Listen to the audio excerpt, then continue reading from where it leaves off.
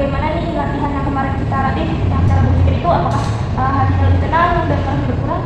Iya Mbak. Oh, ya, berarti sudah Mbak lakukan juga ya? Sudah. Hari ini kita akan mencoba mengontrol marah dengan cara minum obat. Nah, gimana Mbak, setuju nggak? Setuju. Baik, untuk waktu dan tempatnya kira-kira membutuhkan 10-15 menit dan tempatnya di sini saja. Gimana Mbak? Iya, setuju. Baik, Mbak, jadi obat ini diberikan dokter untuk membantu menenangkan pikiran dan mengurangi marah yang berlebihan. Nah, kalau diminum secara teratur, gejalanya bisa lebih terkendali nih. Jadi tujuan untuk minum obat ini adalah untuk menjaga kestabilan emosi, mengurangi risiko kambuh, serta membantu Mbak merasa lebih tenang dalam beraktivitas sehari-hari. Sebelum minum obat, kita pastikan dulu air minumnya tersedia, obatnya sesuai dosis, terus waktunya juga tepat. Nah, selain itu, Mbak juga harus dalam kondisi yang sadar.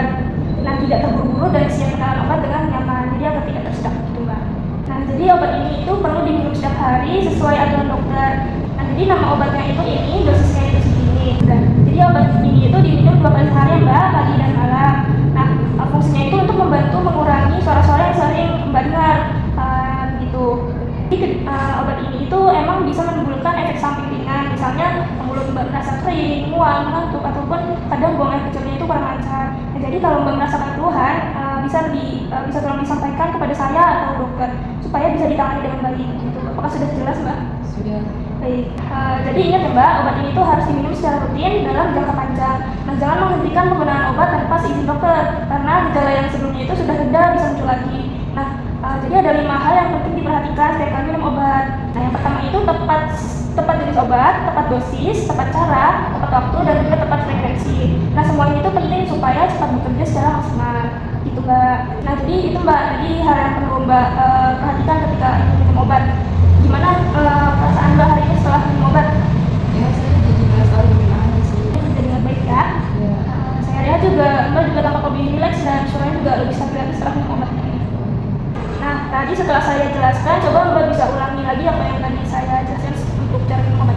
Itu ada tepat dosis, tepat waktu, waktunya tepat, cara minumnya tepat, terus tepat obat, sama yang satu lagi